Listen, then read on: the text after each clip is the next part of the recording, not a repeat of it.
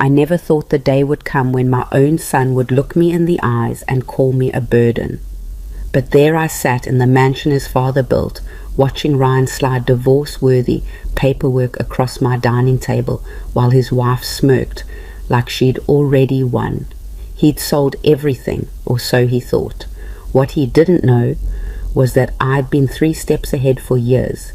If you want to see how a mother's quiet revenge unfolds, stay until the end. Hit that like button and comment what city you're watching from. I want to see how far the story travels. The mahogany clock in the entrance hall struck 3 when I heard Ryan's BMW pull into the driveway. I'd been sitting in the study for the past hour, hands folded on the desk that used to be David's, watching dust particles float through the afternoon light. Funny how you can feel betrayal coming before it even walks through the door. I'm not a dramatic woman by nature. 68 years on this earth taught me that hysterics accomplish nothing, that quiet observation reveals more than 1,000 confrontations ever could. But something in my chest tightened when I heard 2 car doors slam instead of 1. Ryan never brought Vanessa to our monthly lunches anymore. Not since the wedding 6 months ago. The front door opened without a knock. Of course it did. This was still his childhood home, even if he hadn't lived here in 15 years. Mother? Ryan's voice echoed through the hallway. That particular tone, the one that sounded like he was doing me a favor just by showing up. In the study, I called back, keeping my voice level. Their footsteps approached. Vanessa's heels clicked against the marble with that sharp, aggressive rhythm I'd come to recognize. She walked like someone who wanted you to know she was coming, like she owned every room before she entered it. Ryan's gait was heavier now than it used to be.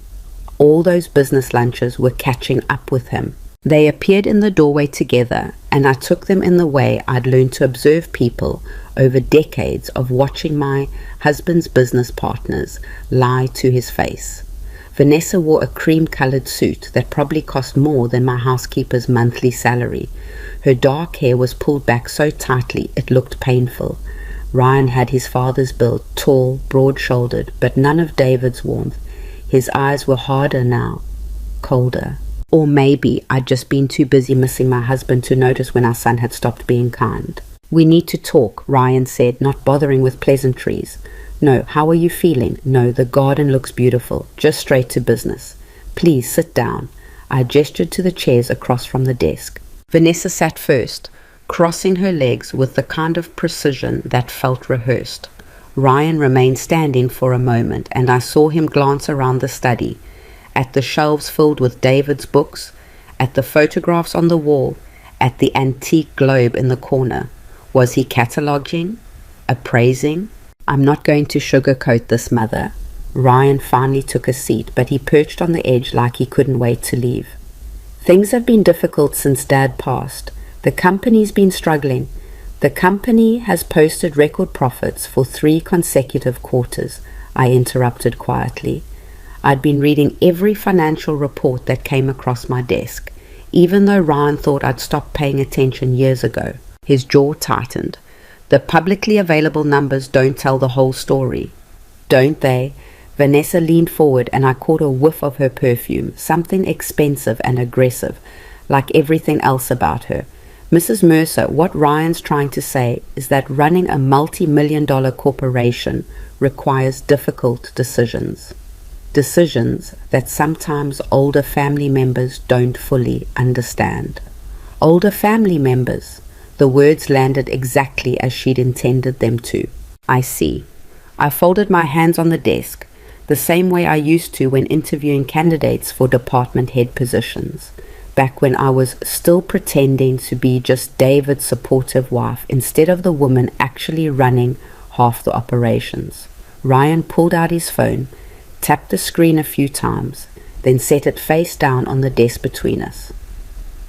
"I've made an executive decision regarding the company's future," without consulting me. "Mother, you're not on the board anymore. You haven't been actively involved in operations for 7 years," I finished for him, "since your father had his first stroke." "Yes, I'm aware." "Then you understand that this is really my call to make." He reached into his briefcase, a leather Brunello Cucinelli that I'd given him for his 40th birthday, and pulled out a manila folder, the kind that holds life-changing documents.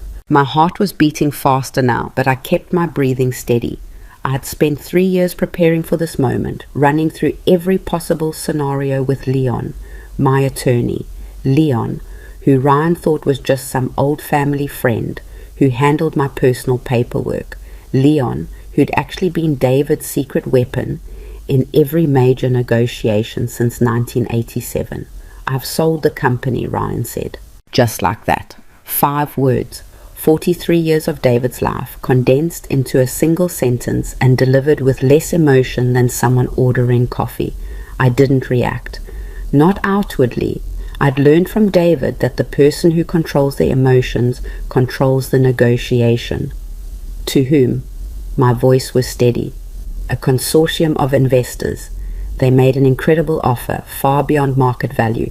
It would have been financially irresponsible to turn it down. "How much?" I asked. Vanessa's smile widened. $47 million. She said it like it was an obscene amount of money, and to most people it would be. But David's company, the real company, the one with all its assets and holdings, was worth closer to $300 million. If Ryan had only gotten $47 million, then he'd sold something that wasn't actually his to sell, which meant my preparations hadn't been paranoid after all. They'd been necessary. "The sale closed yesterday," Ryan continued, sliding the folder across the desk toward me. "These are the final documents. I need you to sign them. Just formality, really, since the deal's already done. But the lawyers want all family members on record as having been notified and in agreement." I opened the folder slowly. Page after page of dense legal text, full of wherefores and heretofores and parties of the first part. The kind of language designed to make people's eyes glaze over so they just sign at the bottom and trust that everything was in order. But I'd been reading contracts since before Ryan was born. I knew exactly what I was looking at. "This transfers all company assets and holdings to the new ownership group," I said, scanning the clauses. "That's how sales work, Mother." Ryan's condescension was showing now. That particular tone he used when he thought he was explaining something too complex for my aging mind to grasp, including the intellectual property, patents, and international licensing agreements. Yes, all of it. I looked up at him, really looked at him, tried to find some trace of the little boy who used to bring me drawings from school, who cried when his hamster died, who asked me to check for monsters under his bed. That child was gone. In his place sat a stranger who just tried to steal his own mother's legacy. "And the commercial real estate portfolio?" I asked. "It's all in there." He was getting impatient now. "Everything's been transferred. The new owners take possession next month." "What about this house?" Ryan and Vanessa exchanged a look. It was quick, but I caught it, that moment of silent communication between people who've rehearsed a conversation. "Actually, Mother, that's something we need to discuss." Vanessa's voice had taken on a practiced gentleness, like she was talking to a confused child. "This property is technically part of the company's real estate holdings. It was purchased through corporate funds back in 1983. My fingers tightened on the edge of the desk. "Your father bought this house for our family." "With company money," Ryan said flatly, "which means it's part of the sale. The new owners are willing to let you stay for 6 months while you find alternative housing." I thought that was generous given the circumstances. The room seemed to tilt slightly. Not because I was shocked, I'd known this was coming, but because hearing your own child speak those words out loud does something to you that no amount of preparation can fully armor against. "Alternative housing," I repeated. "There are some very nice senior living communities in the area," Vanessa offered, her tone dripping with false concern. "My grandmother loves her apartment at Meadowbrook. They have bridge tournaments every Thursday." I let that comment hang in the air for a moment. Meadowbrook, where they warehoused inconvenient elderly relatives who'd outlived their usefulness. "I don't play bridge," I said quietly. "Well, I'm sure they have other activities." Vanessa waved her hand dismissively. "The point is, you'll need to start making arrangements.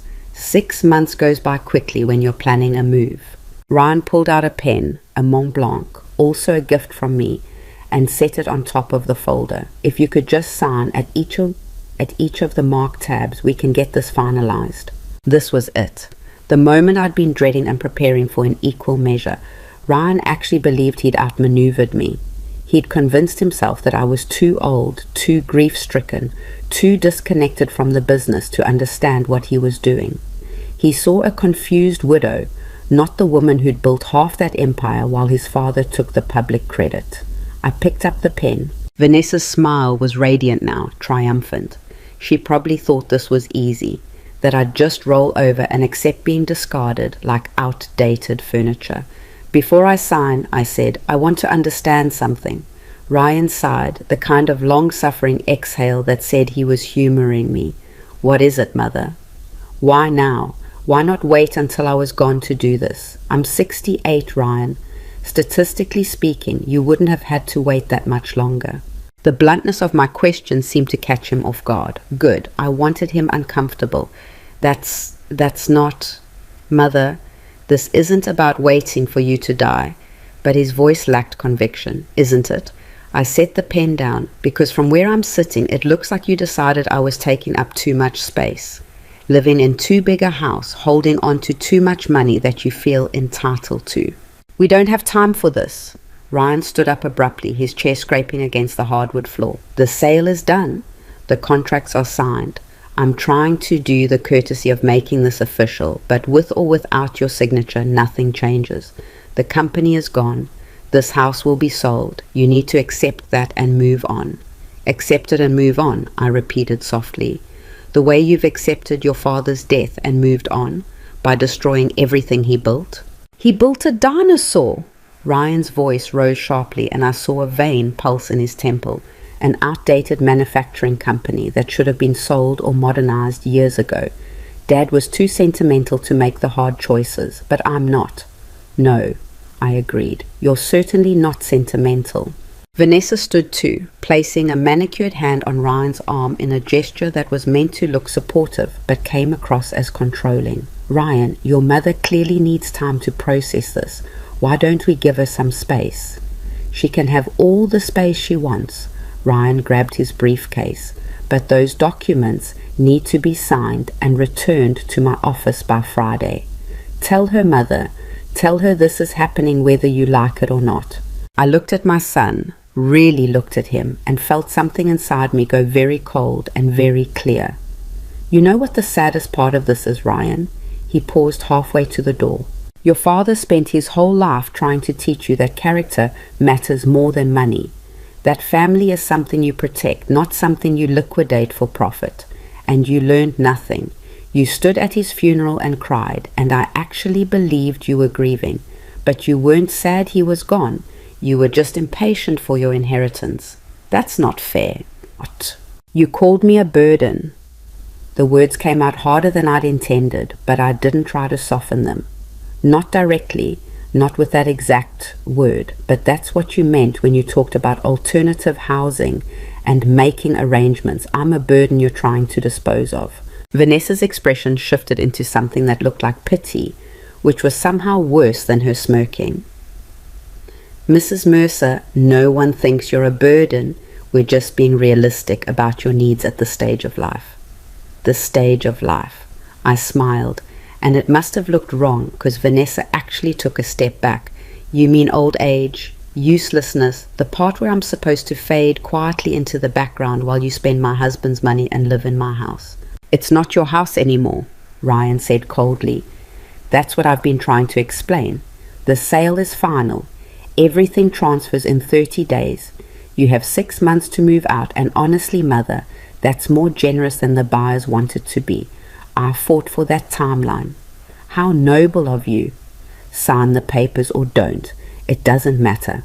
He turned toward the door, Vanessa already clicking ahead of him on those aggressive heels. I picked up the pen again. Ryan. He stopped but didn't turn around. Just so I'm clear, you've sold the company, the properties, the patents, the licensing agreements, everything. Everything, he confirmed. The new owners take full possession on June 1st. And you got 47 million for all of it. I got us 47 million. When you're living in a nice community where people can help take care of you, you'll thank me for this. The condescension was so thick I could have choked on it. This was my son. The baby I'd carried for 9 months, the toddler who'd fallen asleep on my shoulder during long car rides, the teenager I'd stayed up late helping with college applications. And he was talking to me like I was a confused patient who didn't understand her own medical diagnosis. All right, I said quietly, I'll sign. That got his attention. He turned around and I saw the relief flash across his face. He'd expected more of a fight. Probably had a whole speech prepared about my cognitive decline and the importance of accepting reality. I began signing at each marked tab, my signature still firm and clear despite what Ryan apparently thought about my deteriorating mental state. Evelyn Mercer, over and over, 17 times in total. When I finished, I closed the folder and slid it back across the desk. There, all done. Ryan walked over and picked it up, flipping through quickly to verify all the signatures were in place. Satisfied, he tucked it back into his briefcase. I know this seems harsh right now, he said, and there was something in his voice that almost sounded like the son I used to know. But in a few months, when you're settled somewhere manageable, somewhere you don't have to worry about maintaining this huge property, you'll see that this was the right decision. I'm sure you're right, I said. Vanessa frowned slightly. I think she'd been expecting tears or anger or denial. My calm acceptance seemed to unsettle her. We're flying to Milan tomorrow, she said. A little celebration trip. We'll be gone for 2 weeks, but Ryan's assistant has all the information about the moving coordinators. They'll help you start packing when we get back. Milan sounds lovely. It does, doesn't it? Vanessa's smile returned, sharper now. First class, the Bulgari Hotel. Ryan's been so stressed with all the negotiations. He deserves a proper vacation. Of course he does. I stood up from the desk, smoothing down my skirt. You both do. Spending millions of dollars is exhausting work. Ryan's eyes narrowed slightly. He couldn't tell if I was being sarcastic or sincere. Good, let him wonder. We should go, Vanessa said, already moving toward the door. Our flight's early. Ryan lingered for just a moment, and I hoped, that maybe some part of him felt guilty, that maybe he'd look at me and realize what he'd just done to his own mother. But then he said, good luck, mother, with the move and everything. Good luck. Like I was embarking on some minor lifestyle change instead of being forced out of my home by my own child. Good luck to you too, Ryan, I replied. You're going to need it. He didn't catch the weight in those words. Neither did Vanessa. They were too busy congratulating themselves on their victory to hear the warning underneath. I walked them to the door, watched them climb into that expensive BMW, watched them drive away down the long driveway lined with oak trees that David and I had planted 30 years ago. The gates closed behind them with a soft click. Then I went back inside, closed the door, and stood in the entrance hall for a long moment, letting the silence settle around me. The mahogany clock struck 4. I pulled out my phone and dialed a number I'd been waiting 3 years to call. Leon answered on the second ring. Evelyn, is it done? He signed everything. They're leaving for Milan tomorrow morning. And? He called me a burden, Leon. Not in those exact words, but close enough. He's kicking me out of my own house and patting himself on the back for giving me 6 months to disappear. There was a pause. Leon had known me for over 40 years. He'd watched me build the company alongside David, had helped me set up the trusts, had warned me years ago that Ryan was showing concerning signs. Do you want to proceed? His voice was gentle but firm. We can still pull back if... No. My voice was steady now, clear. He made his choice. Now he gets to live with the consequences. All right then. I could hear Leon shifting papers on his end. I'll make the calls. By tomorrow afternoon, it'll be in motion. How long until he realizes? Given the timeline you've structured, he'll check his accounts in Milan and find them frozen. Probably 48 hours after he lands. I closed my eyes, imagining Ryan's face when he discovered the money was gone. Part of me, a very small part, felt sad about what was coming, but that part was drowned out by the memory of him calling me a burden, of Vanessa's smirk, of both of them discussing my future like I was a piece of furniture to be moved into storage. "Do it," I said. "Consider it done." "And Evelyn?" "Yes, David would be proud of you. What you're about to do, it's not revenge, it's justice." After we hung up, I walked through the house slowly, room by room. The living room where we'd hosted Christmas parties. The kitchen where I'd taught Ryan to bake cookies. The master bedroom where David had died in my arms 2 years ago, whispering that I was the strongest person he'd ever known. Ryan thought he'd won. Thought he'd outmaneuvered his aging, grief-stricken mother. Thought he'd sold an empire and secured his fortune. What he didn't know, what neither he nor Vanessa had bothered to discover, was that the company he'd just sold was an empty shell, a corporate structure with a famous name and not much else. The real assets, the patents David had spent 20 years developing, the international licensing agreements worth hundreds of millions, the commercial properties in 12 countries, the manufacturing facilities, the technology portfolios, all of it had been quietly transferred into a private trust 7 years ago, a trust that only I controlled. David and I had seen the signs early. The way Ryan talked about money, about legacy, about what he was owed. We'd watched him marry Vanessa 3 years after David's first stroke, had seen how she encouraged his worst impulses. David had made me promise, during one of his lucid moments near the end, that I'd protect what we'd built. Not for Ryan's sake, but for the sake of everyone whose livelihoods depended on it. So we'd planned. Carefully, methodically, Leon had helped us create a structure that looked simple on the surface, but was actually a maze of holding companies and international trusts.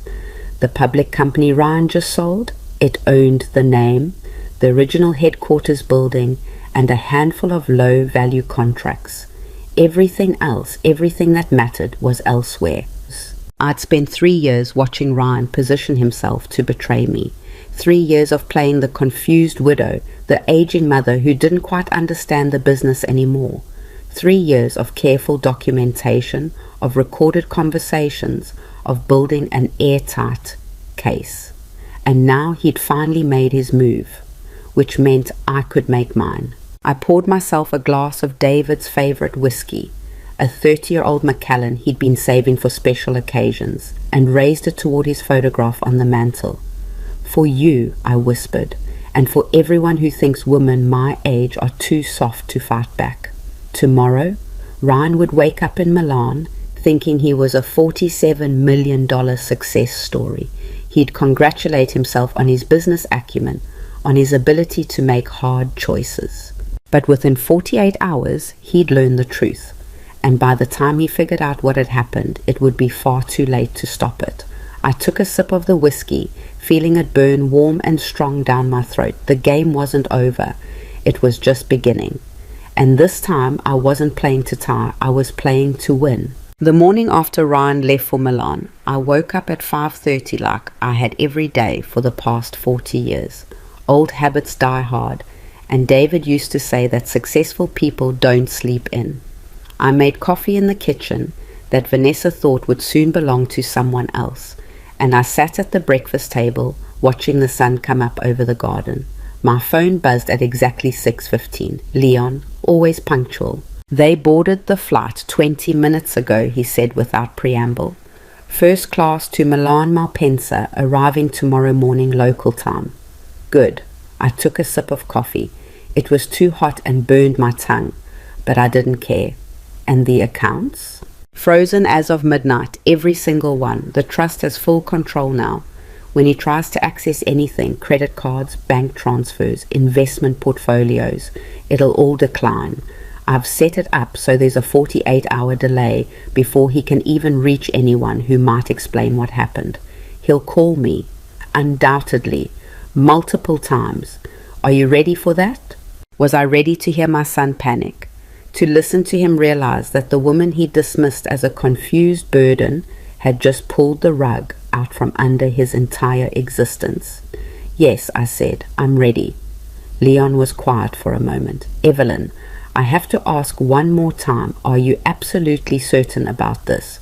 Once he discovers what you've done, there's no walking it back. The relationship ended when he called me a burden and tried to sell my home out from under me," I interrupted. "What I'm doing now is just making that reality official."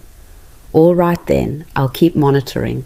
Call me if you need anything." After we hung up, I sat there for a long time, staring at my phone. Part of me, the part that was still a mother, that still remembered rocking a feverish toddler at 3 in the morning, wanted to call Leon back and stop everything, to forgive Ryan, to pretend the last few years hadn't happened, to just be a family again. But that part was small and getting smaller, because the larger part of me remembered Vanessa's smirk, remembered Ryan's cold eyes, remembered the exact tone of voice he'd use when discussing my future, like I was a problem to be solved rather than a person who'd raised him. I spent that first day going through old photographs, not because I was feeling sentimental, but because I needed to remind myself who I was before I became Ryan's mother or David's widow. There were pictures of me at 25, fierce and ambitious, standing outside the first office building we'd leased. Me at 32, pregnant with Ryan, holding architectural plans for our first major expansion. Me at 40, shaking hands with a Japanese executive after closing a deal that David had thought was impossible. I'd been someone, I'd built something. And somehow over the years I'd let people forget that. Let Ryan forget that. Maybe I'd even started to forget it myself. Not anymore. The next morning I called our longtime housekeeper, Maria. She'd been with us for 23 years, since before David's first stroke. She knew things about this family that no one else did. "Mrs. Mercer," she sounded concerned. "Is everything all right? Mr. Ryan said you might be making some changes." "When did he tell you that?" "Last week. He said you were thinking about moving to a smaller place, that I should start thinking about other employment." My hand tightened on the phone. He'd been planning this for at least a week, probably longer, had been setting the stage, telling people I was declining, that changes were coming, building his narrative before I even knew what was happening. "Maria, I need you to do something for me." "Of course." "I need you to pack up everything in Ryan's old bedroom. Every trophy, every photograph, every piece of memorabilia. Box it all carefully and put it in the garage." There was a pause. "All of it?" "Every single item. I want that room completely empty by the end of the week." "May I ask why?" "Because it's going to be my new office," I said, "and I need the space." I could hear the smile in her voice. "I'll start today." That afternoon, I drove to the company headquarters for the first time in 7 years. The building David had designed, all glass and steel and ambition, rose up against the skyline like a monument. The parking garage still recognized my access code. Some things at least Ryan hadn't thought to change. I took the elevator to the executive floor, and when the doors opened, I saw that the lobby had been redecorated. Gone were the warm woods and family photographs that David had insisted on. Now everything was sleek and minimal and cold. Very Vanessa. The receptionist was new, young, maybe 24. She looked up from her computer with a professional smile that faltered when she saw me. "Can I help you?" "I'm here to see Marcus Chen." Marcus was the CFO, had been with the company for 15 years. He'd worked directly under David and knew exactly how things really operated. "Do you have an appointment?" "No, but tell him Evelyn Mercer is here. He'll make time." Her eyes widened. "Mrs. Mercer? I'll call him right away." 3 minutes later, Marcus appeared in the lobby. He was in his late 50s now, his hair more grey than black, but his eyes were sharp as ever. When he saw me, something like relief crossed his face. "Evelyn," he came over and took both my hands. "It's been too long. Walk with me, Marcus."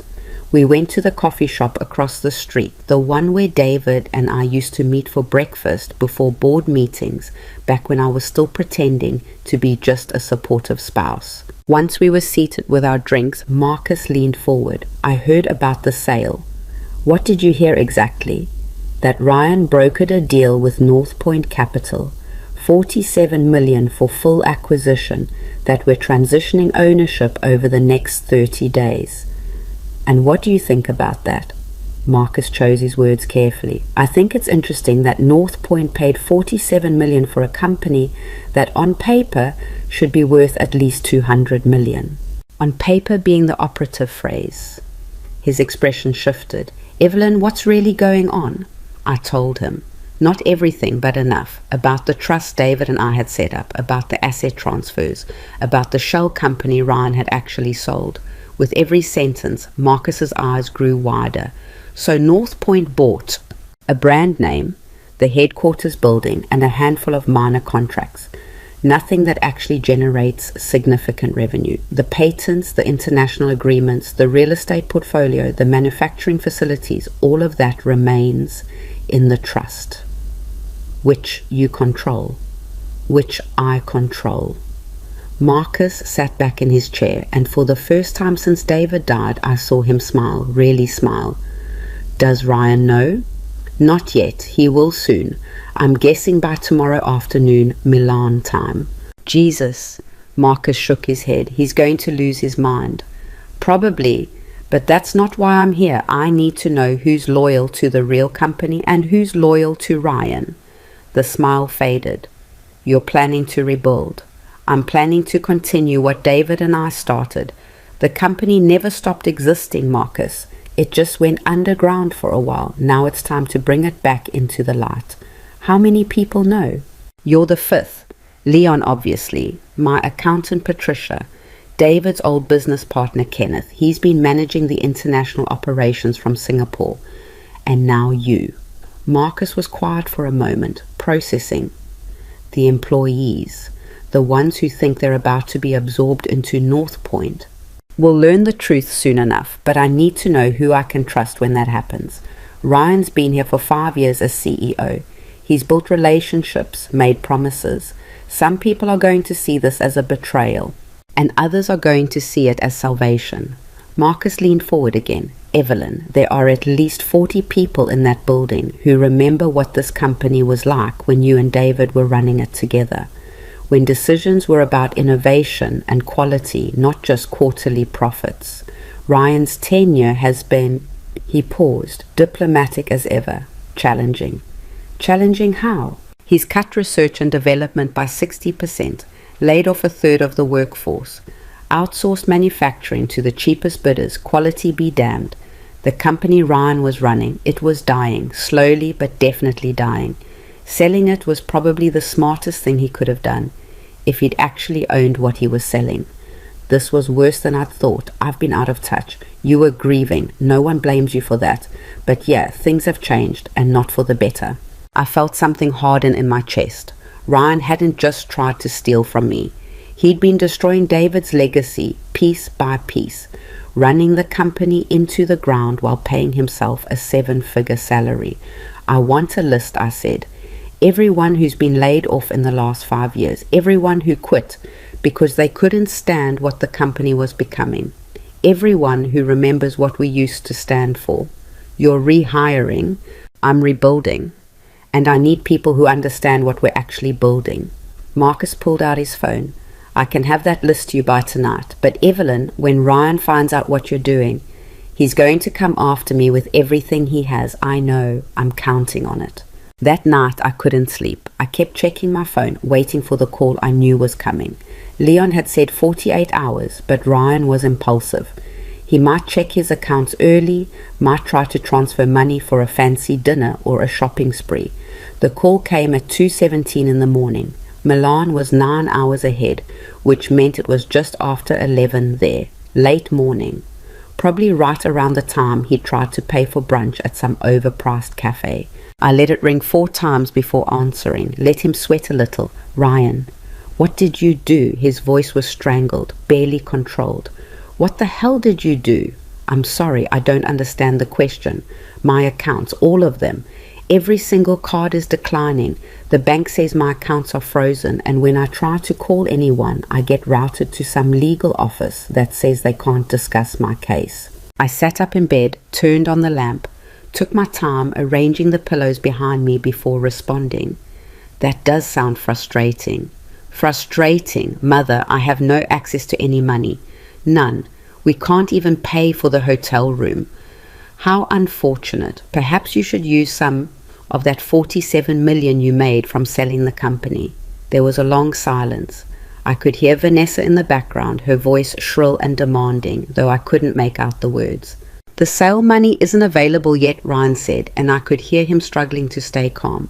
It's an escrow pending the final transition. You know that. You signed the papers.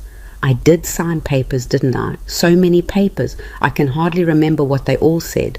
Stop playing games. His voice cracked. Whatever you're doing, undo it. Right now. I mean it, Mother. This isn't funny. You're right. It's not funny at all. In fact, I'd say it's about as funny as being told I have 6 months to move out of my own home. About as amusing as being called a burden. About as entertaining as watching my son sell 43 years of his father's work for a fraction of what it's worth. You don't understand business. That sale was... I understand business perfectly well, Ryan. Better than you, apparently. Tell me, did North Point explain to you exactly what assets they were acquiring? Another pause. Longer this time. They bought the company, all of it. Did they?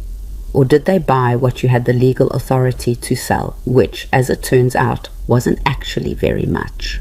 I heard him moving, probably walking away from Vanessa so she couldn't hear. His voice dropped to something dangerous. What are you talking about? The patents, Ryan, the international licensing agreements, the commercial real estate portfolio, the manufacturing facilities in Germany, China, and Mexico, the technology development division, the renewable energy subsidiary. Should I go on? Those are all part of the company. Those are all part of a private trust that your father and I established 7 years ago. A trust that was never included in the corporate structure you just sold. North Point bought a shell, dear. A very expensive, very empty shell. The silence that followed was so complete I thought he might have hung up. Then I heard him breathing fast and shallow. That's not possible. It's not only possible, it's documented with the SEC, the IRS, and corporate registries in 12 countries. Leon has all the paperwork if you'd like to review it. Though I suspect North Point's lawyers are reviewing it right now and having some very uncomfortable conversations with your buyers. You can't do this. His voice was shaking now. You can't just, this is fraud. This is protecting my assets from someone who demonstrated clear intent to steal them. And before you start making legal threats, remember that I have recordings of our conversation. Every word, including the part where you told me I was being kicked out of my own house. You recorded me. I documented a business meeting. You should be familiar with the practice. I'm sure you've done it dozens of times. The difference is my recordings actually hold up in court. Vanessa's voice came through clearly now, sharp and scared. What's happening? Ryan, what is she saying? I heard him trying to explain, his words tumbling over each other. Then Vanessa's shriek, what do you mean the money's not real? Oh dear, I said mildly. It sounds like you're having a difficult morning. Maybe you should call the front desk and see if they'll let you work off your hotel bill by cleaning rooms. This is insane, Ryan was yelling now, all pretense of control gone. You're a crazy old woman who doesn't know what she's doing. I'm going to sue you for everything. With what money, sweetheart? Your accounts are frozen pending a full audit of your financial activities over the past 5 years. Apparently, there are some questions about expense reports and personal use of corporate funds. Leon's forensic accountants are very thorough. That stopped him cold. You're auditing me? When you try to steal from a major corporation, even if it's your family's company, there tend to be legal consequences. But don't worry. If you haven't done anything wrong, I'm sure the investigation won't turn up anything concerning. I could practically hear his panic crystallizing into rage. I am going to destroy you for this. You already tried that, remember? Last week when you sold my house and told me to move into a nursing home. How did that work out for you?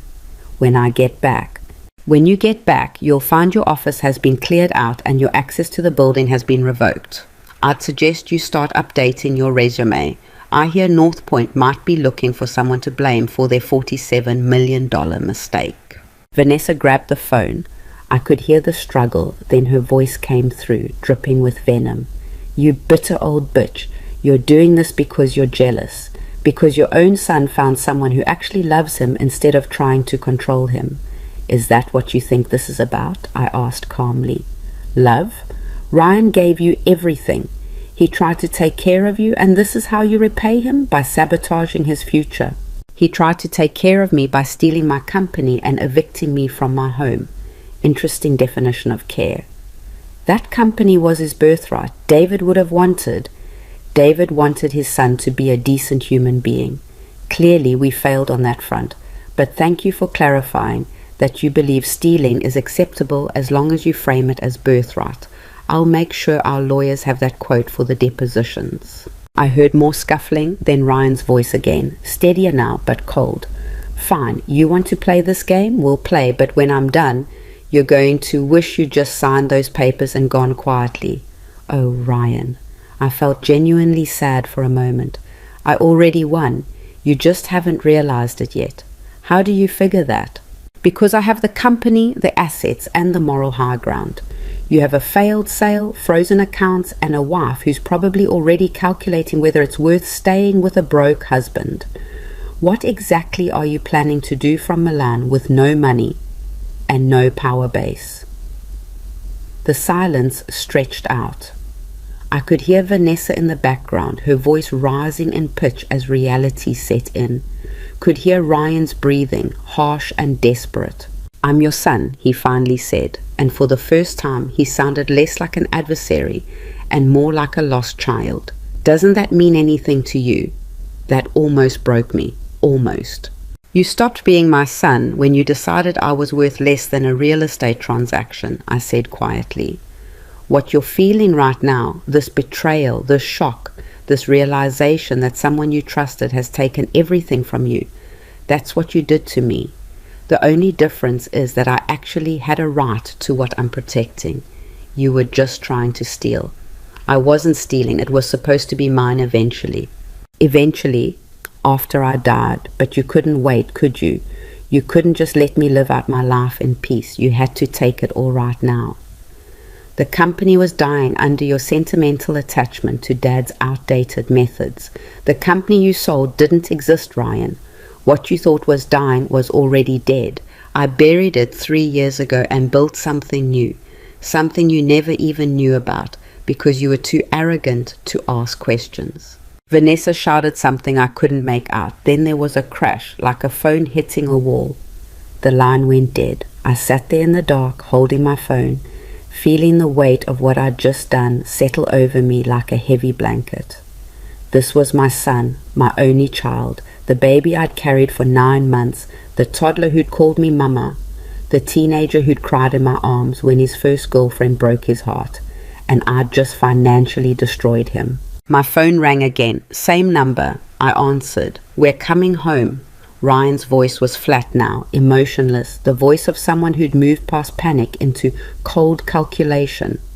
We'll be on the next available flight, and when we get there, you and I are going to have a very different conversation. I look forward to it.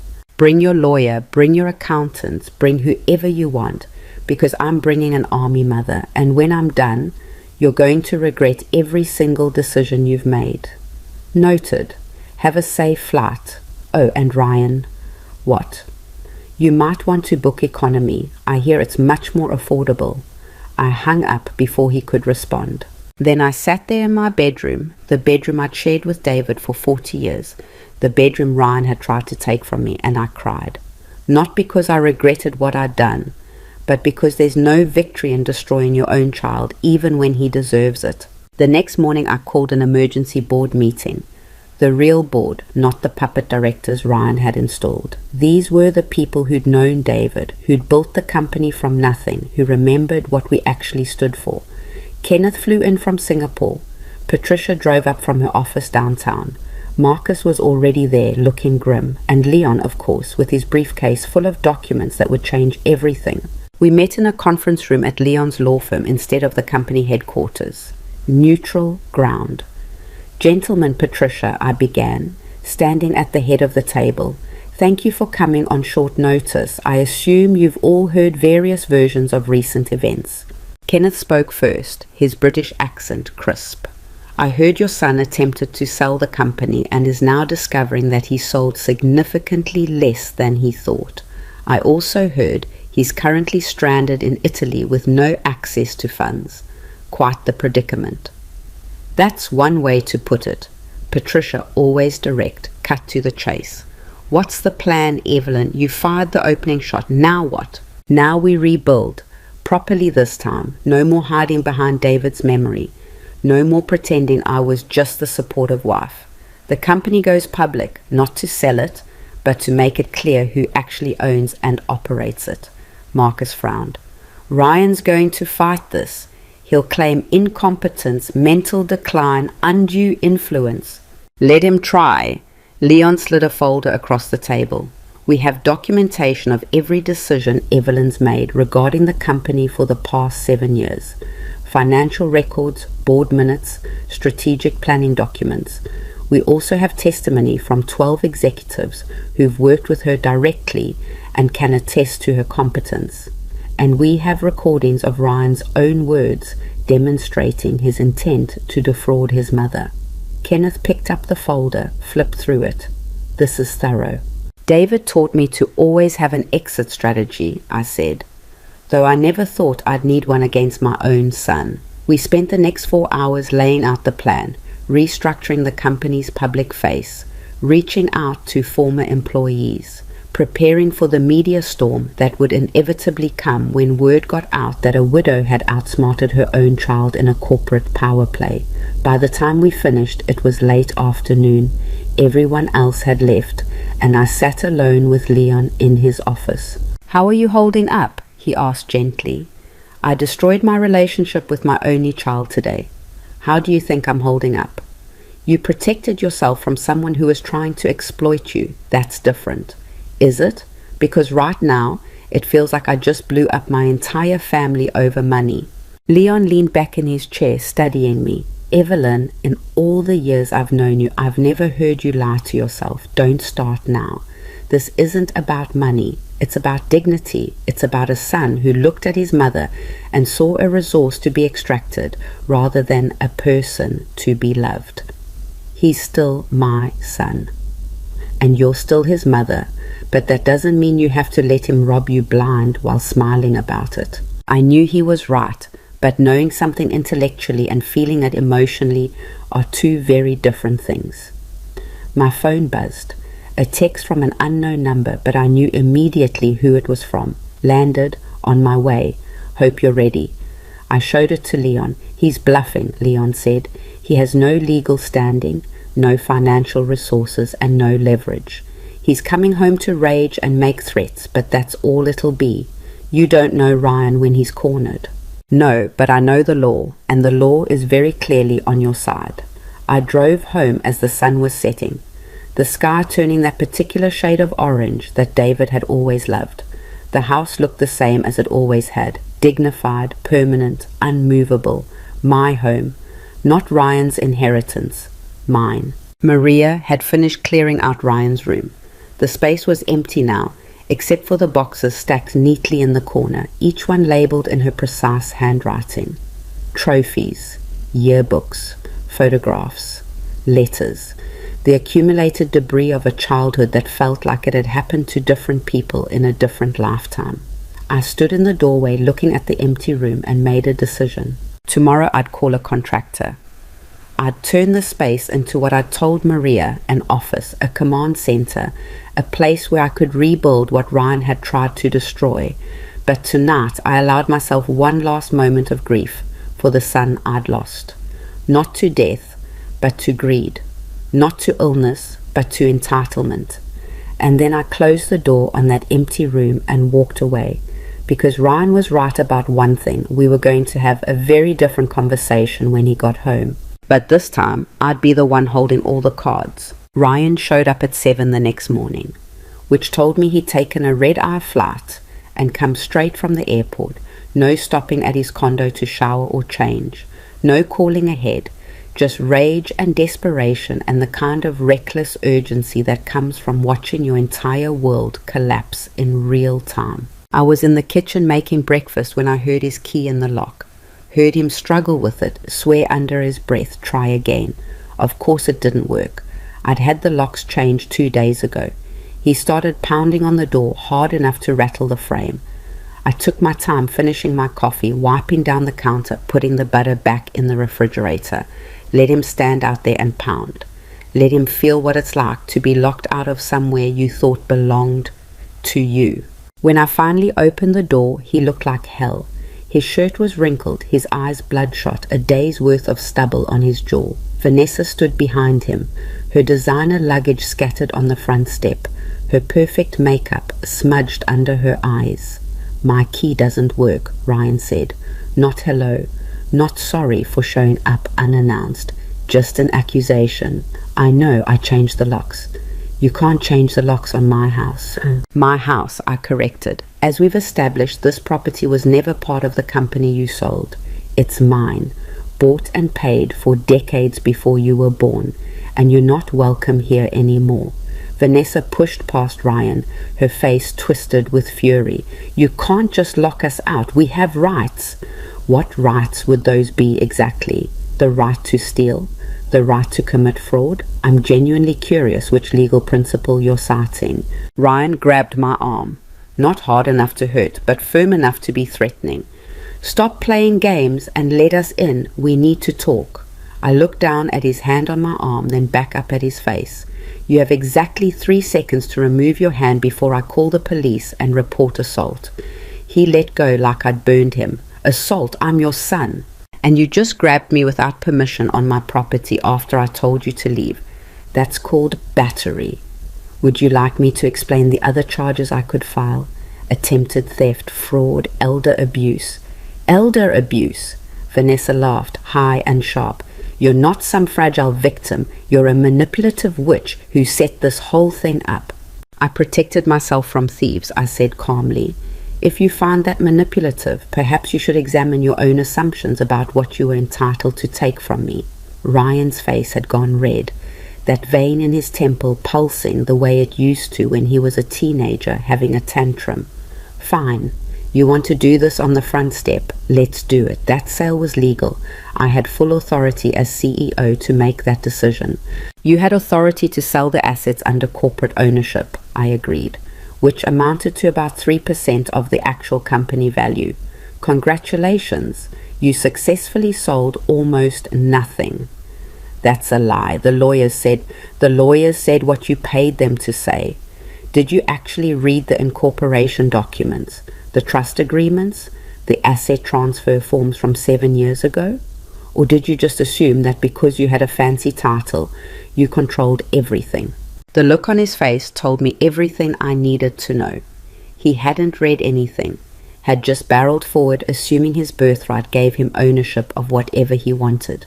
"Leon's waiting inside," I said, "along with my accountant and 2 corporate attorneys. If you want to have this conversation properly, you're welcome to join us in the dining room. But you don't get to storm in here making threats. Those days are over." Ryan looked past me into the house like he was trying to see if I was bluffing. "You're really going to make me sit through a formal meeting in my own childhood home? It stopped being your home when you tried to evict me from it. And yes, I'm really going to make you sit through a formal meeting, because this isn't a family discussion anymore, Ryan. This is business, and in business you don't get to bully people into giving you what you want." Vanessa pulled out her phone. "I'm calling our lawyer." "Good idea. You're going to need one. Make sure they specialize in fraud defense." 20 minutes later, we were all sitting around the dining table where Ryan had slid those papers across to me just days ago. Funny how quickly positions can reverse. Leon had his briefcase open, documents spread out in neat piles. Patricia sat to my right with her laptop ready to pull up financial records at a moment's notice. The two corporate attorneys, Jennifer and Michael, both from Leon's firm, flanked the other end of the table, their expressions professionally neutral. Ryan and Vanessa sat across from me. They'd refused coffee, refused water, refused everything except the chance to tear me apart. But now, faced with actual lawyers and actual documentation, some of Ryan's bluster was fading into something that looked almost like fear. Leon started. Let's establish the basic facts. On May 8th, Ryan Mercer, acting as CEO of Mercer Industries, executed a sale agreement with North Point Capital for $47 million. The sale included corporate headquarters, the Mercer trademark, and a portfolio of legacy contracts.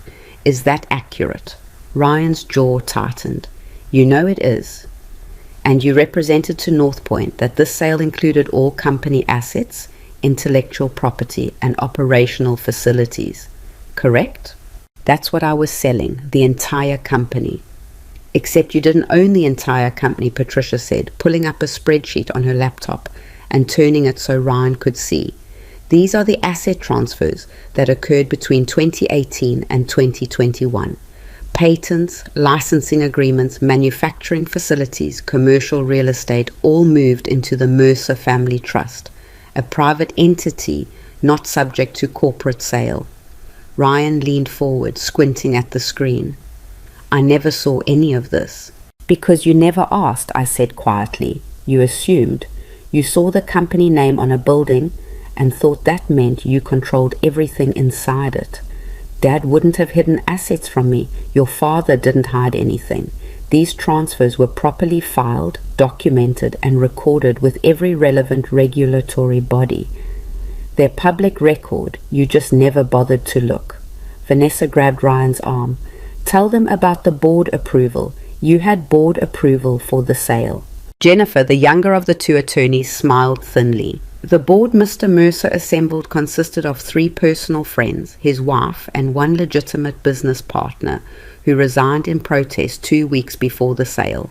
Hardly a robust corporate governance structure.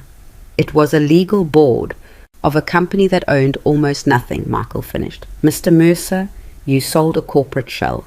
The question now is whether you did so knowingly, which would make it fraud, or unknowingly, which would make it gross negligence. Either way, North Point is going to want their money back. The color drained from Ryan's face. They can't. The sale is final.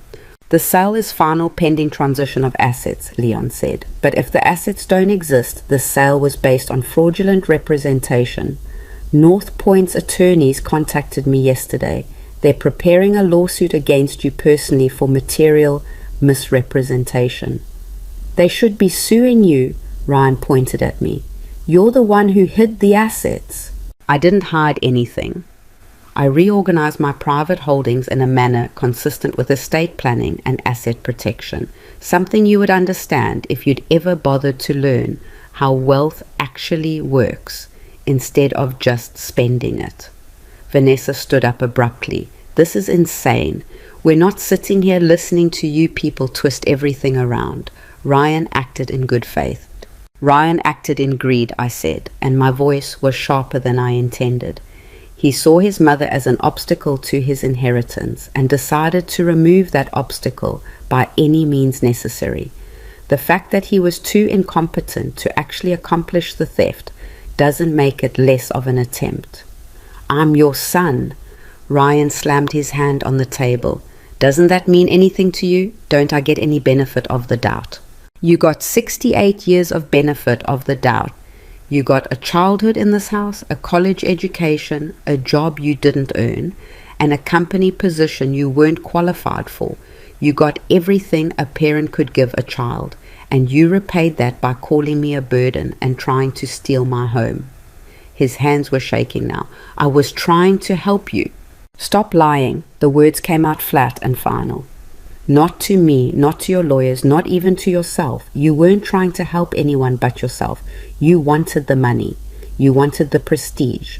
You wanted to be the big man who sold his father's company for millions, and you were willing to destroy me to get it.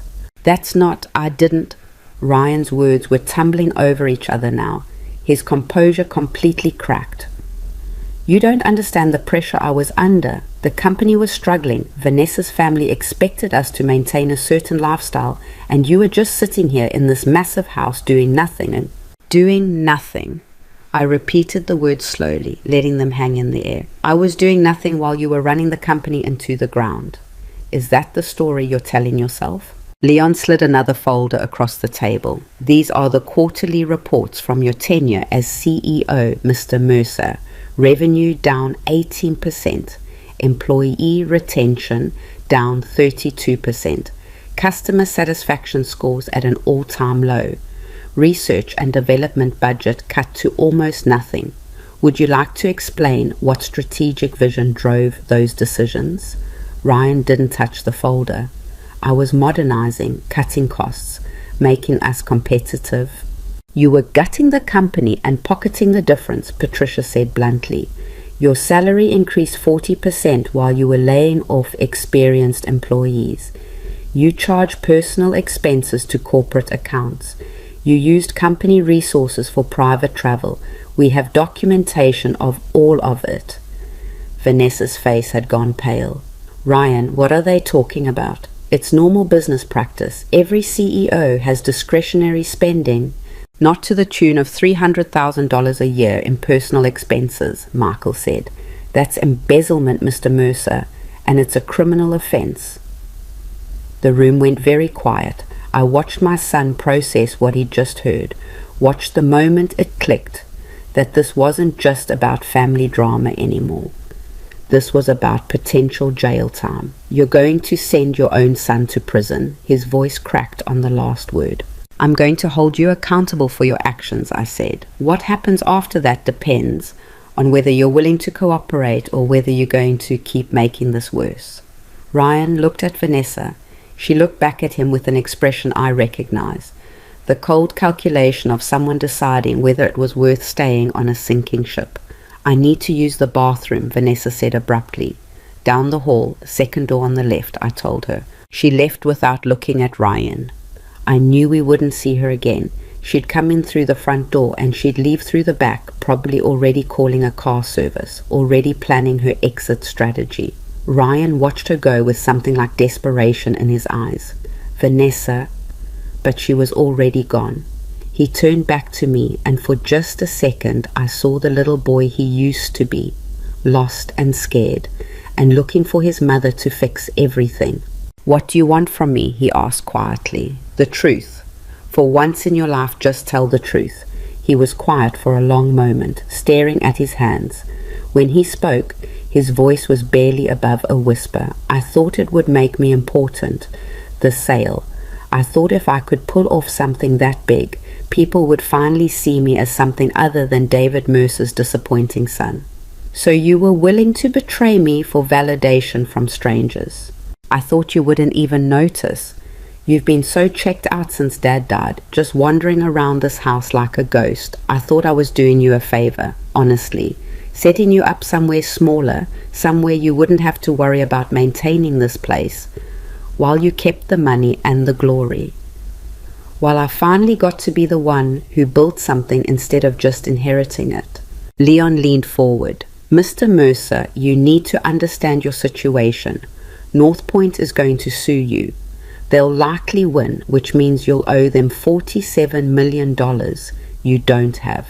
The IRS is going to investigate the expense discrepancies, and there are enough irregularities in your corporate governance that criminal charges are a real possibility. Unless, Jennifer added, you cooperate fully with returning any misappropriated funds, provide complete documentation of your actions, and agree to certain conditions moving forward. Ryan looked up, a flicker of hope in his eyes. What conditions? I took a breath. This was the moment I'd been building toward. You resign from any and all positions with any Mercer-affiliated company. You sign a legal agreement acknowledging the trust structure and your lack of ownership. You undergo a full financial audit and repay any personal expenses charged to corporate accounts. And you agree to stay away from me and this property for a minimum of 6 months. 6 months? 6 months where you figure out who you are without my money, without your father's name, and without anyone to bail you out. You want to prove you can build something? Build yourself from the ground up. Ryan's face cycled through anger, fear, and something that might have been understanding. And if I refuse, then we prosecute to the fullest extent of the law, and you'll spend the next several years fighting lawsuits and potentially facing prison time. Your choice. He sat there for what felt like an hour, but was probably only a few minutes. I watched him war with himself, watched his ego fight against his survival instinct. Where would I even go? He finally asked. That's not my problem to solve. You're 43 years old, Ryan. You have a law degree and business experience. Find an apartment, find a job. Find out what your life looks like when you can't just take whatever you want from people who love you. This is cruel. No, cruel would be letting you continue down this path until you destroyed yourself completely.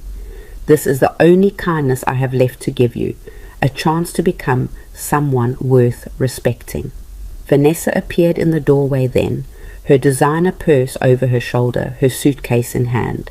She didn't even look at Ryan. Vanessa? He stood up. Where are you going? Home. To my parents. I can't do this, Ryan. I married someone successful, someone with prospects. Not someone about to be sued for millions of dollars. But I thought, we're married. We've been married 6 months. An annulment should be fairly straightforward. She finally looked at him, and there wasn't a trace of affection in her eyes. I'm sorry, but I'm not going to bankrupt myself for your mistakes. She walked out, just like that, left her husband sitting in his mother's dining room, facing financial ruin and potential criminal charges, and she walked away without a backward glance. Ryan stared at the empty doorway. She just left. People tend to do that when the money runs out, I said quietly.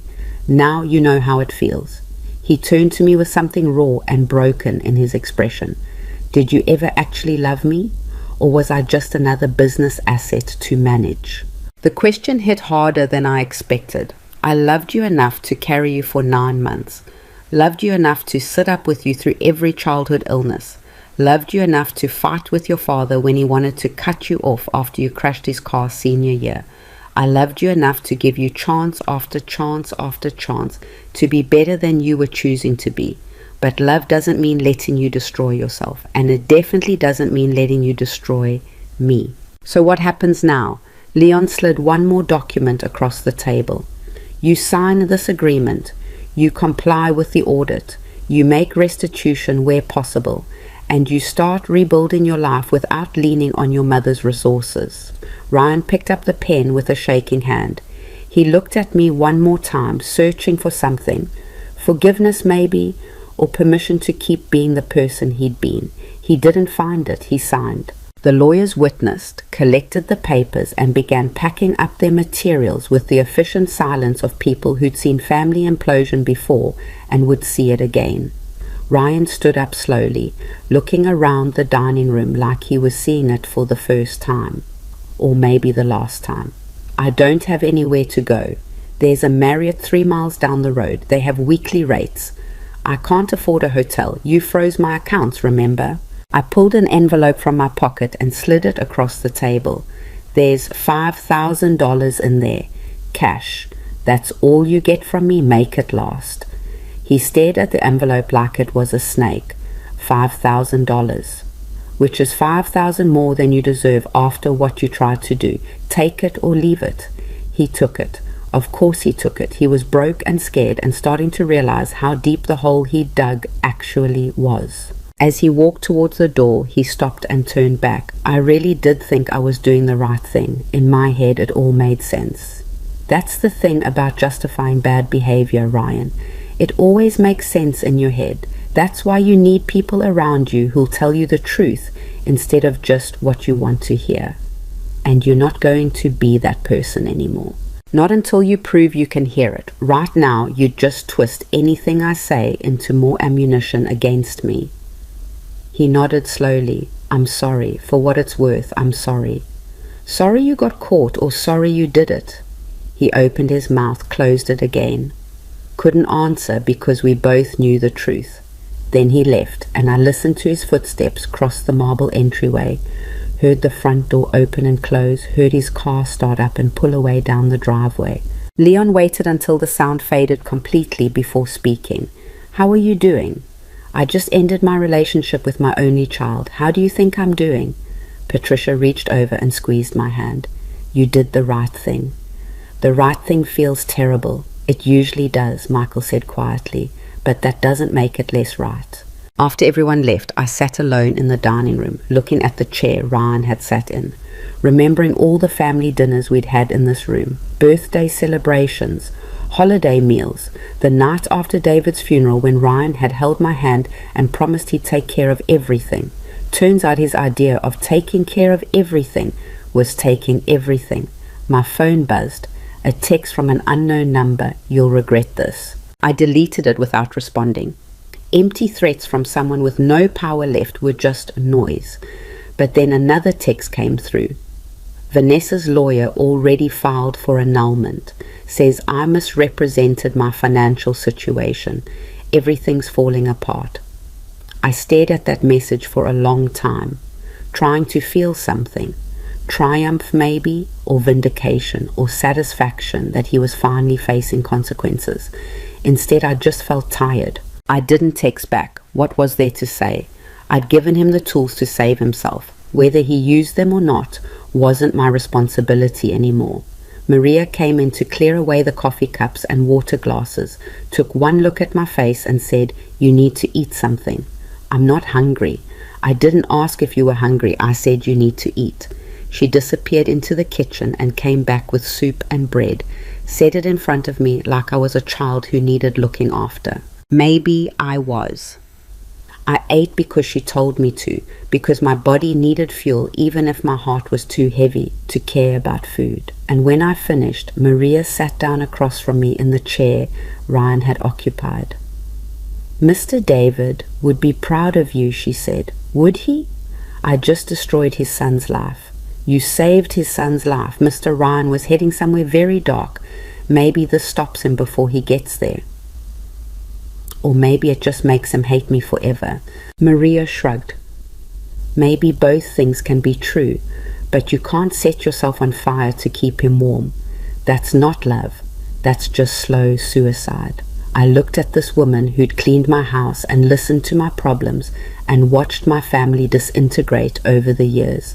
When did you get so wise?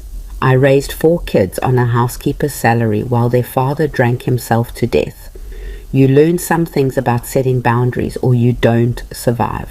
She stood up, collected the dishes, and left me sitting there with that truth settling in. I couldn't set myself on fire to keep Ryan warm, no matter how much the mother in me wanted to fix everything, to make it all okay, to sacrifice whatever necessary to see my son happy. That time was over. Now came the hard part, living with what I'd done and hoping that somewhere down the road Ryan would understand why it had been necessary. But that was future Evelyn's problem. Present Evelyn just needed to get through today and tomorrow and the day after that. One day at a time, rebuilding what had been broken, protecting what was left, and trying very hard not to wonder if the price of justice was worth what it cost. The first week after Ryan left was the quietest the house had been in years.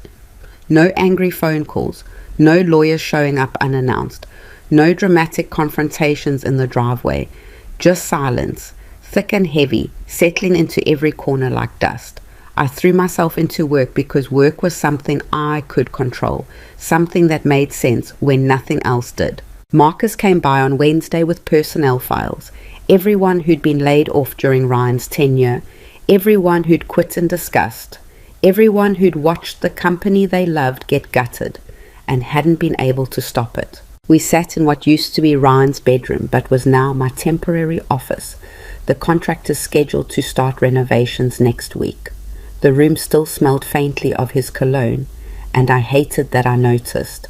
hated that some part of me still registered his absence as a loss rather than a liberation. 47 people, Marcus said, spreading the files across the desk. These are the ones I think we need most. Engineers, designers, operations managers, people who knew how things actually worked before Ryan decided experience was expendable. I picked up the first file. Sarah Chen, senior mechanical engineer, 12 years with the company, laid off last October to streamline operations. Her exit interview noted she tried to warn Ryan about quality control issues with the new overseas manufacturer. He'd fired her for being resistant to change. Get her on the phone, I said. Today, if possible. Already did. She's waiting for your call. Marcus smiled. She said, and I quote, "About damn time someone with a brain took over again." She might be disappointed when she realizes how rusty my brain is. It's been 7 years since I was actively involved. You were never not involved, Evelyn. You just stopped getting credit for it. He was right, but hearing it out loud still felt strange. For so long I'd played the role of grieving widow, of diminished capacity, of someone too overwhelmed by loss to handle complex business decisions. And people had believed it because that's what they expected. A woman my age, after losing her husband, naturally would step back, naturally would let her son take over, naturally would fade into the background. Except I hadn't faded. I'd just been working in the shadows, protecting what David and I built, while letting Ryan think he was in charge. I called Sarah Chen first. She answered on the second ring. "Mrs. Mercer, please call me Evelyn. I understand Marcus spoke with you about returning to the company."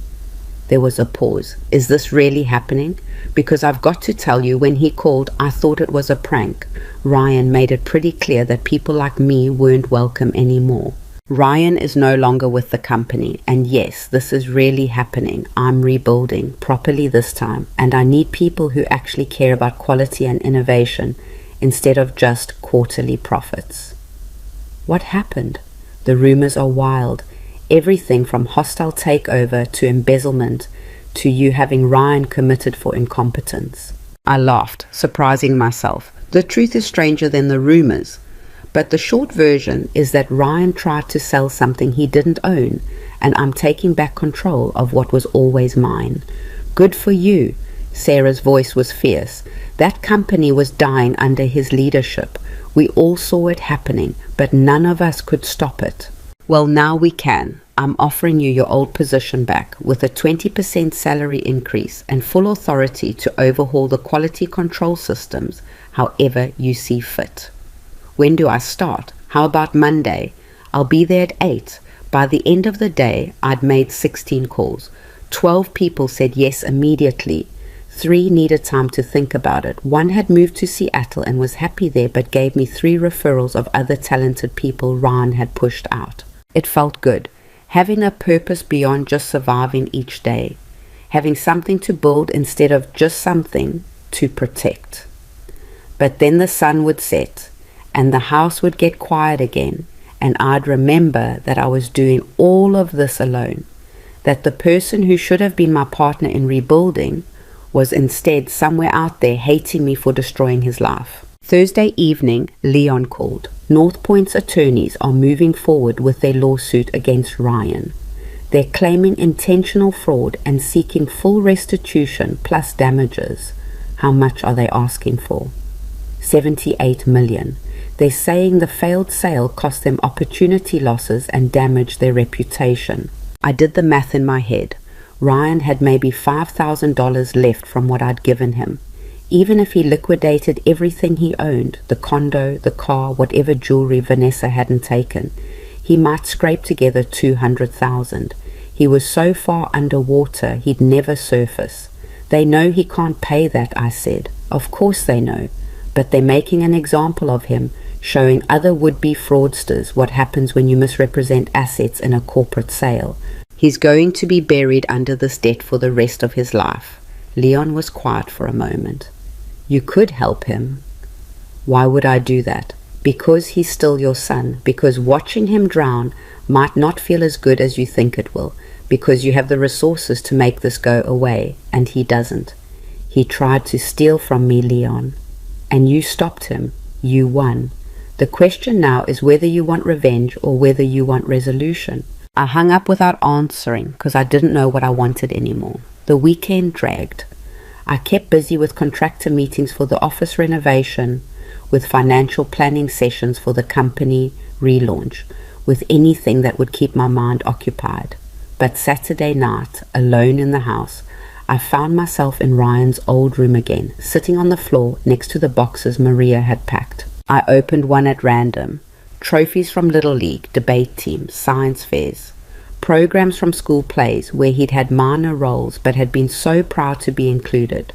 Birthday cards I'd written him over the years, full of encouragement and love and hopes for his future. Had I failed him? Had I been so focused on building the company with David that I'd neglected to build character in our son? Had we given him too much, expected too little, created a monster through our own permissiveness? Or was Ryan just someone who'd made his own choices and now had to live with the consequences? My phone rang. Unknown number. I almost didn't answer, but something made me pick up. Mom? Ryan's voice was rough, like he'd been crying, or drinking, or both. Ryan? I need help. The words came out broken, desperate. Vanessa's lawyer is taking everything, the condo, the car, even the watch Dad gave me for my 30th birthday. She's claiming I promised her a certain lifestyle and that I obtained the marriage through false pretenses. Did you? Did I what? Promise her a lifestyle you couldn't actually provide? Tell her you were worth more than you were? Silence. Then quietly. Yeah, I did. Then her lawyer has a case. You're really not going to help me. I gave you $5,000 and a path forward. What you do with that is up to you. $5,000 doesn't even cover a month's rent in this city.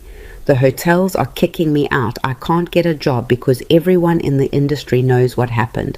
And North Point's lawyers are calling me every day, threatening to garnish any wages I do manage to earn for the rest of my life. Sounds difficult. Sounds difficult? His voice rose. I'm about to be homeless, Mom. Completely broke, no prospects, no future, and you're sitting in that mansion acting like I deserve this. You tried to make me homeless first, remember? 6 months to find alternative housing while you sold my home out from under me. That was different. How? Explain to me how it's different. Because you had options. You have money, resources, people who could help you, and you don't. No, I don't, because you took everything from me. I took back what was mine. There's a difference. He was crying now. I could hear it. I'm your son. Doesn't that mean anything? It means I gave you a chance to make this right. It means I didn't press criminal charges for the embezzlement. It means I'm not actively destroying you. I'm just not saving you from your own choices. I'm going to lose everything. Good. Maybe then you'll understand what it felt like when you tried to take everything from me. He hung up, or I did, I wasn't sure which. I sat there holding the phone, my heart racing, tears on my face that I didn't remember crying. This was my child, my baby, and I just told him I was glad he was suffering. What kind of mother does that make me? But then I thought about his cold eyes when he'd slid those papers across the table. Thought about Vanessa's smirk. Thought about them discussing my future like I was a problem to be disposed of, and I knew I'd do it again. Sunday morning, I went to the company headquarters. The building was empty, peaceful in a way it never was during the week. I used my old access badge, which still worked, another thing Ryan had never bothered to check, and rode the elevator to the executive floor. David's old office was exactly as I remembered it. Ryan had taken the CEO suite on the other side of the building, something bigger and flashier, with floor-to-ceiling windows and modern furniture. But David's office remained, frozen in time like a museum exhibit. I sat in his chair and looked at the photographs on the wall. Our wedding day, the grand opening of our first factory, award ceremonies and business conferences, and all the moments that had built up to an empire. I don't know if I'm doing the right thing, I said out loud to the empty room. To David's memory, to whatever part of him might still be listening. He's in trouble, real trouble, and I could help him, but if I do, he'll never learn. He'll just keep expecting to be rescued. The office was silent, of course. No ghostly wisdom, no divine intervention, just me and my guilt and the weight of decisions that had no good answers. My phone buzzed. A text from Marcus. Sarah's already assembling a team. She's got 5 more people who want to come back. This is really happening, Evelyn. We're really going to rebuild this. I stared at that message for a long time. Then another text came through. This one from a number I didn't recognize. This is Jennifer Alcott, North Point's lead counsel. We need to speak with you regarding the Mercer sale. Please call at your earliest convenience. My stomach dropped. What did North Point want with me? I'd had nothing to do with Ryan's fraudulent sale, unless they were planning to sue everyone associated with the Mercer name, trying to recoup their losses however they could. I called Leon immediately. North Point's lawyers want to talk to me. I know. They contacted me this morning. Don't panic. They're not suing you. They want to propose something. Propose what? A solution. They paid $47 million for company assets that don't exist. But you control assets worth far more than that. They're wondering if there's a deal to be made. What kind of deal? The kind where they get something of actual value. You get partners with deep pockets and industry connections, and Ryan's fraudulent sale gets restructured into something legal. Why would I partner with people who are suing my son? Because they're suing your son either way. But if you work with them, you might be able to negotiate terms that don't completely bury him, and you'd get capital and connections that would make the company rebuild go a lot faster. I thought about that, about the irony of Ryan's attempted betrayal, potentially becoming the catalyst for something bigger and better than what we'd had before. Set up a meeting, I said, but I'm not making any promises. Understood. I'll arrange something for this week. After I hung up, I sat in David's chair for another hour, thinking about paths forward and bridges burned, and whether there was any way to rebuild a relationship with my son that didn't involve enabling his worst impulses. I didn't have an answer, but I was starting to think that maybe not having an answer was okay. Maybe some things had to stay broken for a while before you could figure out how to fix them properly. Monday morning felt like the first day of something new. Sarah showed up at 7:45, beat me to the office by 15 minutes, and had already made coffee by the time I arrived.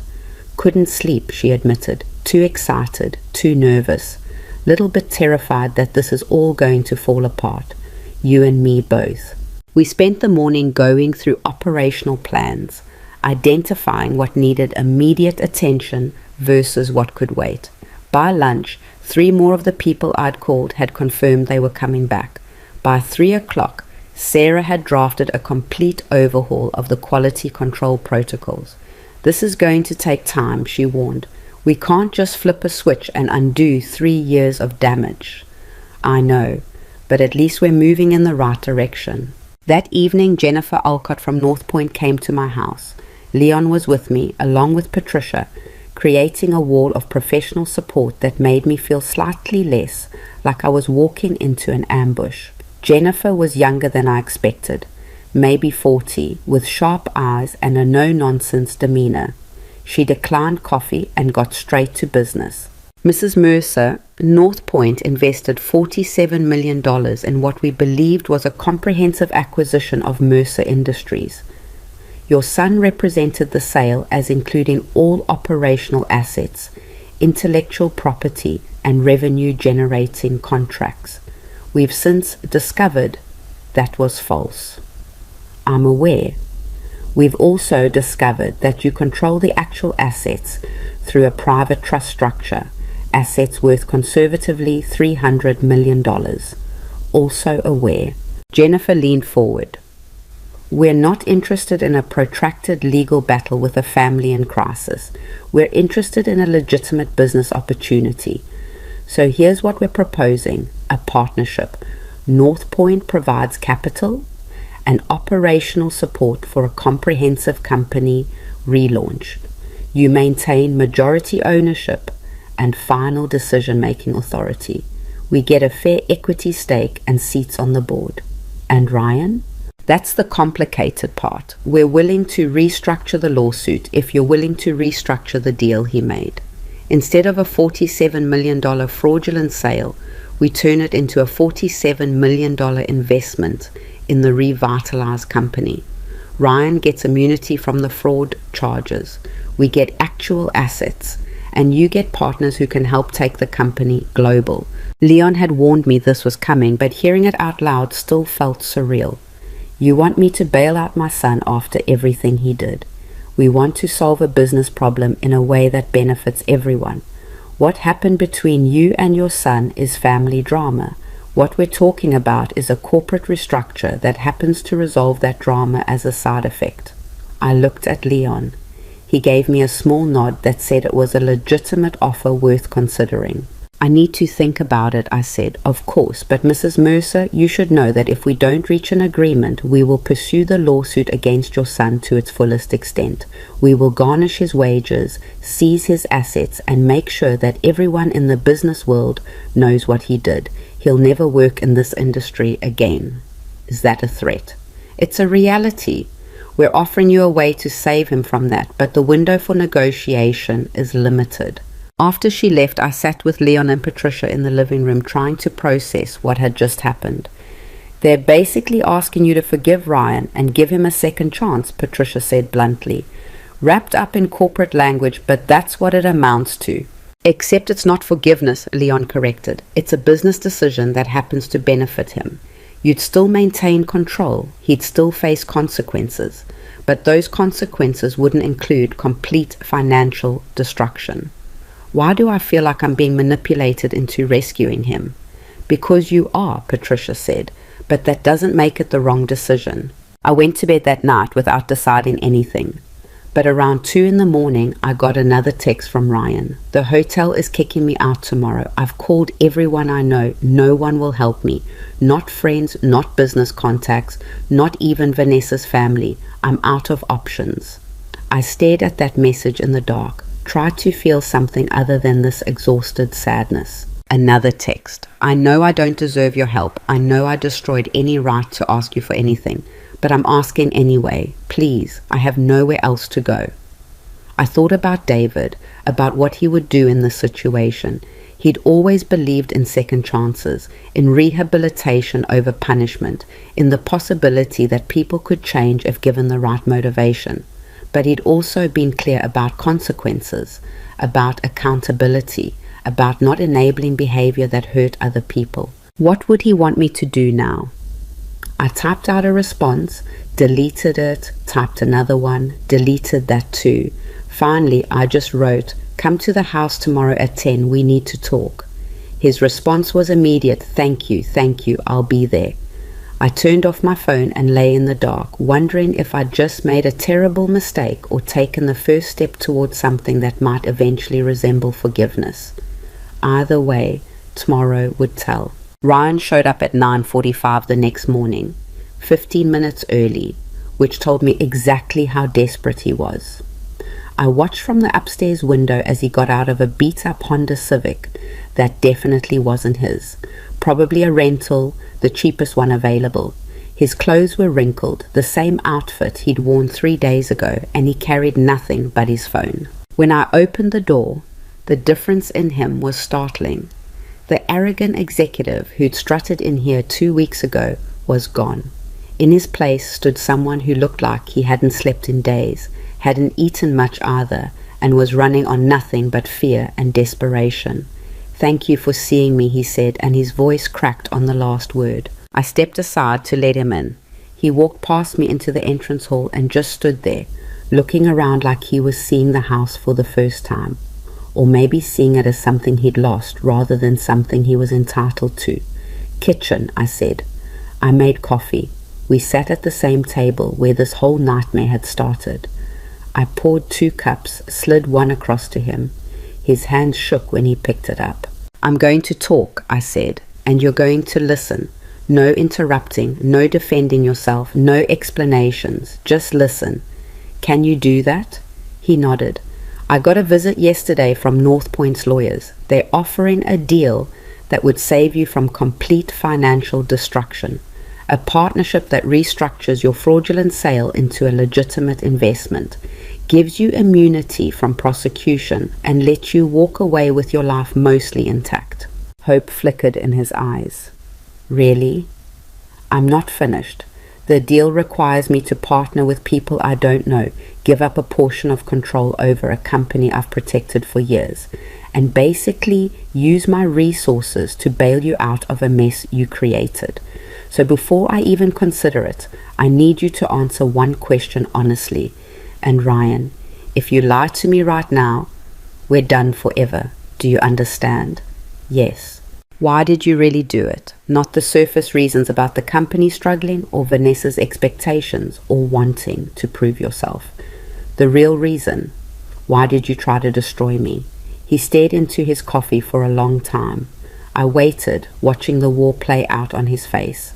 The temptation to lie, to spin it, to make himself look better, fighting against what might have been the first honest impulse he'd had in years.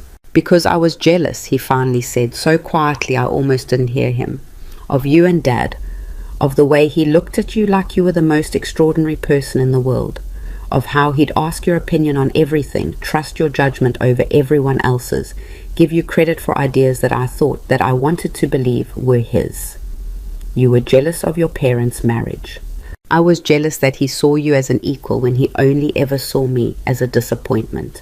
Even when he was proud of me, it was that surprise kind of proud, like he couldn't quite believe I'd managed to do something right. The honesty of it hurt more than any lie would have.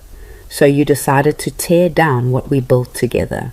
I decided to prove I could be as smart as you, as capable, as worthy of respect. And when I realized I couldn't actually build anything as good as what you'd already created, I figured I'd just take it instead, make people think I was the one who'd been in charge all along, even if it meant destroying me in the process. I told myself you'd be fine, that you had more than enough money to be comfortable, that you didn't need this big house or the company or any of it. I convinced myself I was doing you a favor honestly, setting you free from all this responsibility. You convinced yourself I was a burden. He flinched. Yeah, I did, because it was easier than admitting I was trying to steal from my own mother. I took a sip of coffee, buying time to process what he'd just said. This was the truth I'd been looking for, not the polite fiction about business decisions or the defensive rationalizations about my well-being. Just raw, ugly honesty about envy and entitlement, and a son who'd spent his whole life feeling like he lived in his parents' shadow. Your father loved you, I said quietly. He was hard on you because he saw potential you weren't living up to, but he loved you. I know, I do know that, but knowing it and feeling it are different things. And me, did you ever love me, or was I always just an obstacle to what you thought you deserved? Ryan's face crumpled. I loved you, I love you. That's what makes this so messed up. I love you, and I still try to destroy you because I wanted what you had more than I valued who you are. There it was, the admission that made everything both better and worse at the same time. North Point's deal has conditions, I said, beyond the corporate restructuring, personal conditions for you. I'll do anything. Don't say that until you hear what they are. First, you work for the company again, but not as an executive. You start at the bottom. Quality control, operations, manufacturing floor, wherever Sarah Chen thinks you need to learn what this business actually is. Sarah Chen is back? Sarah Chen is back, along with 15 other people you fired or drove away. People who know more about this company than you ever bothered to learn. And you're going to work under them, take orders from them, and learn from them. No executive parking spot, no corner office, no assistant. You'll earn minimum wage for the first 6 months. His face went pale. Minimum wage? I can't live on that. You'll live here, in your old bedroom, under my roof, under my rules. No car. You'll take the bus to work like everyone else who can't afford better.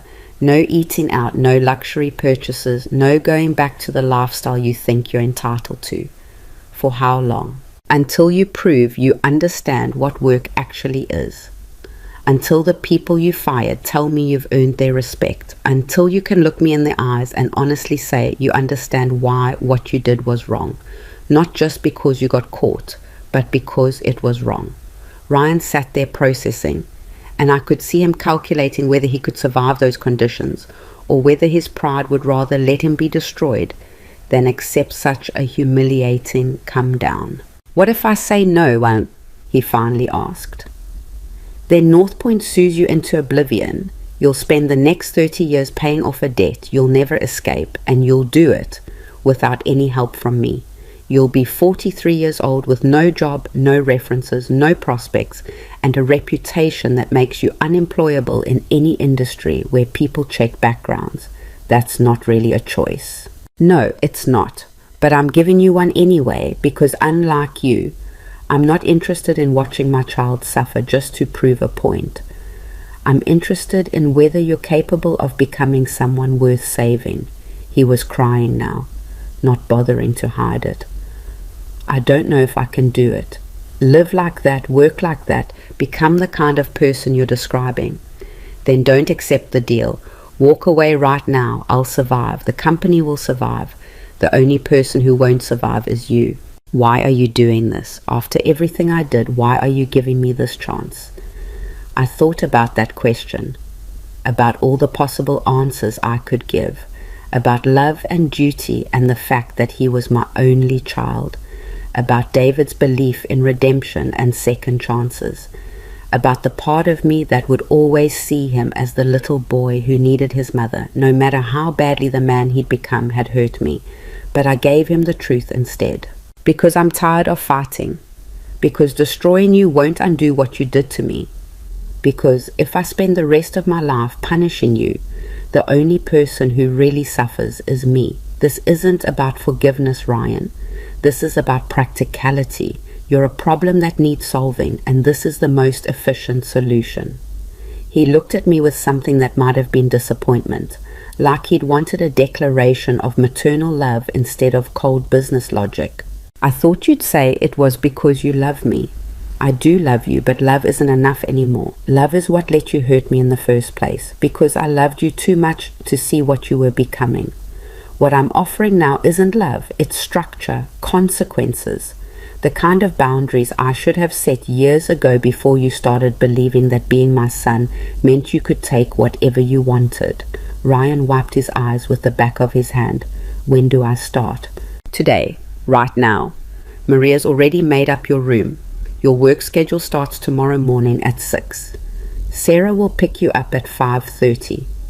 5:30 in the morning? That's when the manufacturing floor starts. You'll work an 8-hour shift, come home, have dinner with me, and we'll talk about what you learned every single day. No exceptions. What about weekends? You'll spend weekends studying operations manuals, quality control protocols, everything you were too arrogant to learn when you were busy calling yourself CEO. Leon's already prepared the curriculum. He looked around the kitchen like he was seeing a prison instead of his childhood home. This is going to be hell. No, hell is what you tried to condemn me to. This is just hard work and accountability. There's a difference. I stood up. Your room is ready. You have an hour to settle in. Then I want you back down here. Marcus is coming over with the employee handbook and your first assignments. Ryan stood too, unsteady on his feet. Mom? What? I really am sorry. I know that doesn't fix anything, but I need you to know I mean it. Sorry is just words, Ryan. Show me with actions. Prove you're capable of being someone other than the person who tried to destroy me. Then maybe someday your apology will mean something.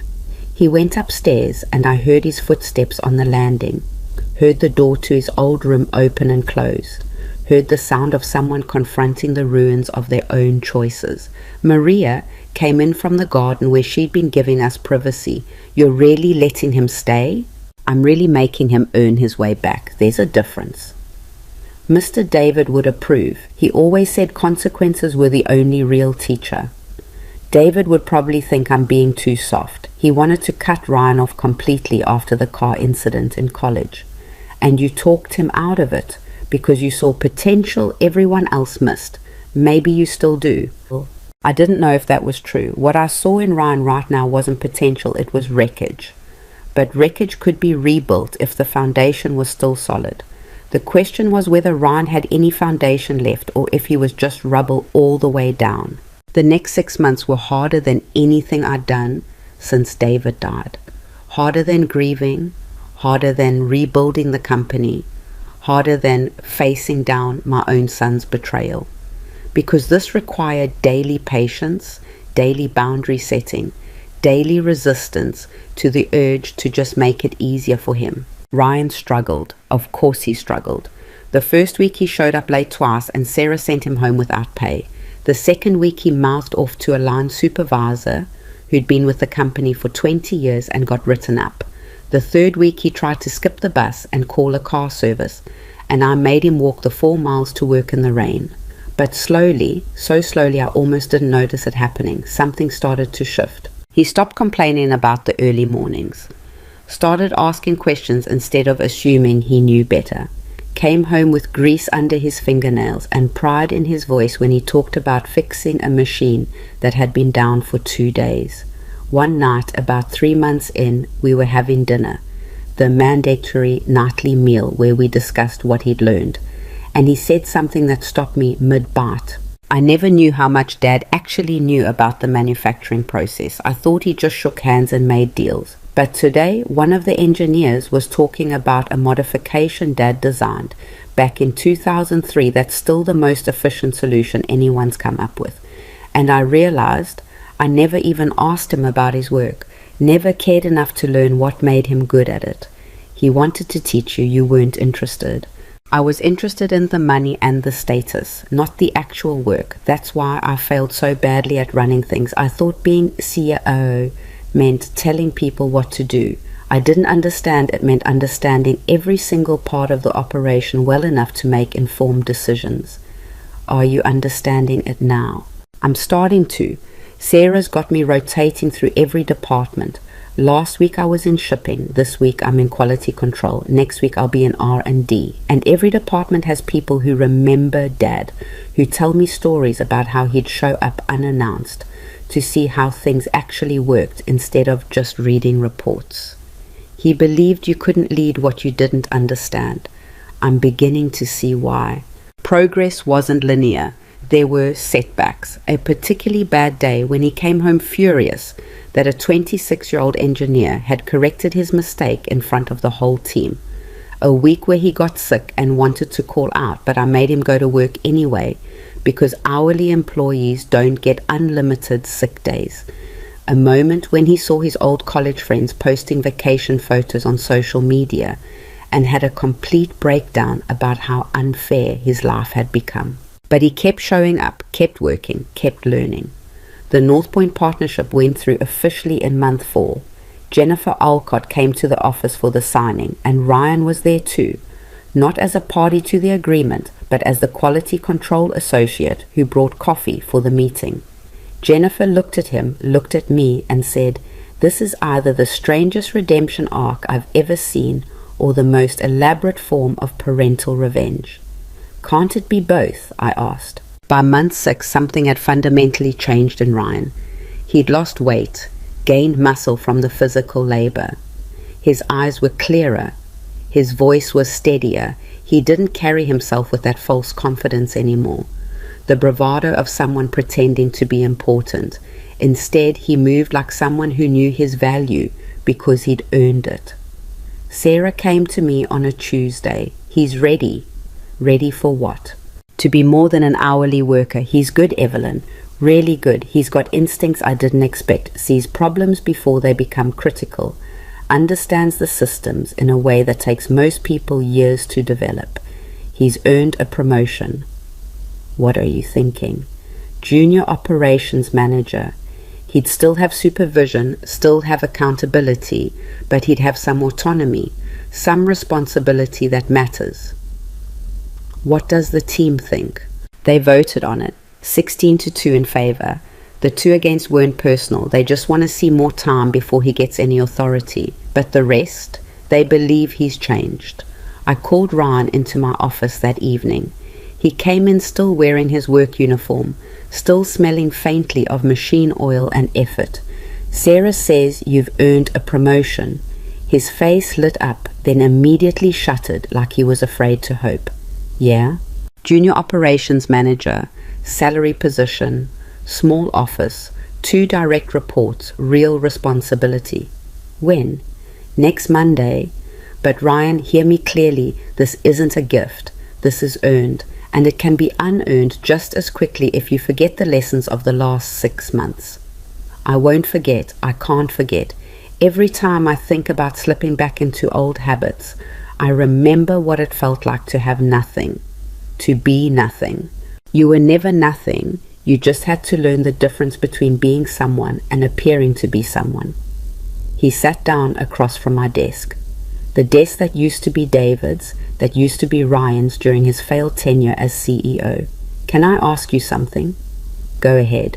Do you forgive me for what I tried to do? I'd known this question was coming eventually, had practiced different answers in my head, but sitting there looking at my son, really seeing him maybe for the first time in years, I found I didn't need the practiced response. I'm getting there. Forgiveness isn't a switch you flip, Ryan. It's a process. Some days I look at you and all I see is the person who tried to destroy me. Other days I see the man you're becoming and I feel proud. Both things can be true at the same time. That's fair. More than fair, actually. Your father used to say that trust is built in drops and lost in buckets. You lost buckets. Now you're rebuilding drops. It takes time. I've got time. I'm not going anywhere. And he didn't. Ryan stayed. Worked. Learned. Grew. A year after he tried to sell the company out from under me, he was running the operations division with a competence that surprised everyone, including himself. 2 years after, he'd rebuilt relationships with most of the people he'd fired or hurt. 3 years after, he walked into my office with a proposal for expanding into sustainable manufacturing that showed genuine innovation and strategic thinking. This is good, I said, reading through his presentation. Really good. Your father would have loved this. I wish I could show it to him, tell him I finally get it. He knows. Wherever he is, he knows. The company thrived. The North Point partnership brought capital and connections that let us expand globally. Sarah's quality overhauls won industry awards. Marcus retired happy, knowing the company was in good hands. And I stepped into the role I'd hidden from for so long, not as the widow of the founder, not as the silent partner, but as the CEO, and driving force behind an empire I'd helped build and had fought to protect. People ask me sometimes if I regretted how harshly I'd treated Ryan, if I thought there might have been an easier way to teach him those lessons, and my answer was always the same. Easy lessons don't stick. Ryan needed to lose everything to understand what everything meant, needed to build from the bottom to appreciate what the top actually required, needed to face real consequences to develop real character. Did I enjoy watching my son suffer? No, but I didn't regret it either, because the alternative was enabling him into complete destruction, watching him become someone beyond redemption, and spending the rest of my life mourning the person he could have been if someone had loved him enough to set boundaries. The real turning point came 4 years after that morning when I told Ryan he could stay under my conditions. We were at the annual company dinner, something David had started decades ago as a way to celebrate the people who made everything possible. Ryan was scheduled to give a speech about the operations division's achievements. I watched him take the stage, confident but not arrogant, prepared but not scripted. And he started talking, not about profit margins or efficiency metrics, but about what he'd learned from the people in the room, named specific employees who'd taught him specific lessons, thanked the line workers who'd corrected his mistakes, the engineers who'd patiently explained concepts he'd been too proud to ask about, the supervisors who'd held him accountable when he wanted to cut corners. Then he looked at me. Most of you know my story, how I tried to destroy this company out of arrogance and greed. How my mother stopped me and then offered me something I didn't deserve, a chance to earn my way back. 4 years ago, I thought I understood what success looked like. titles, money, power. I thought I'd already made it because of who my father was and what my name meant. He paused, and I saw emotion flicker across his face. But I was wrong about everything. Success isn't what you take, it's what you build. It's not about your title, it's about whether you've earned the respect of the people you work with. And it's definitely not about inheritance. My father's greatest success wasn't this company. It was recognizing how extraordinary my mother was and trusting her to help build something that mattered. And my mother's greatest success wasn't protecting the company from my attempt to steal it. It was protecting me from becoming someone who wasn't worth saving. I felt tears on my face and didn't bother wiping them away. Ryan stepped down from the stage and walked over to where I was sitting. In front of 400 employees, he knelt down beside my chair. "I'm sorry, Mom, for all of it, for not seeing you, for not valuing you, for thinking I could ever be better than you instead of learning from you. Thank you for loving me enough to let me fail. And thank you for giving me the chance to try again." I pulled him up and hugged him, the son who tried to destroy me and had instead destroyed only the worst parts of himself. "You're welcome. Now get back to work. You've got that sustainability proposal to finish." He laughed through his own tears. "Yes, ma'am." The party continued around us, but I slipped outside to the garden where David and I used to walk on summer evenings. The night was clear, stars visible even through the city lights. "We did it," I whispered to whatever remained of David in the universe. It was messy and painful, and I wasn't sure we'd make it, but we did it. I felt no ghostly presence, heard no otherworldly response, but I didn't need one, because I could see the evidence all around me, in the company we'd rebuilt, in the son we'd managed to save, in the life I'd fought to protect and had emerged from the battle stronger than I'd ever been. Love wasn't enough on its own. It never had been. But love combined with boundaries, with consequences, with the willingness to let people fail so they could learn to succeed, that was something powerful, something lasting. And standing there in the garden under the stars, I finally understood what David had been trying to tell me all those years ago when he'd said I was the strongest person he'd ever known. He'd seen something in me I hadn't seen in myself.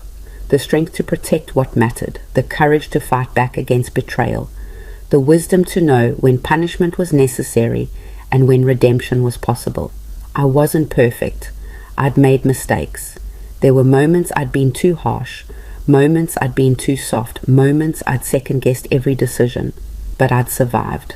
More than survived, I'd won. Not because I'd destroyed my enemies or amassed more wealth or proven I was smarter than everyone else. I'd won because I'd refused to let anyone, not even my own son, define my worth based on their needs instead of my value. I'd won because I'd set boundaries and held them even when it hurt. I'd won because I'd loved myself enough to demand respect and had been willing to stand alone when that respect wasn't freely given. And in the end, that was worth more than any empire, any inheritance, any legacy written in corporate records. I walked back inside to rejoin the celebration, to the company I'd built and the people who valued me, to the son who'd finally learned what his mother had always been, not a burden to be discarded, but a force to be reckoned with. And I smiled because for the first time in years I wasn't just surviving, I was thriving.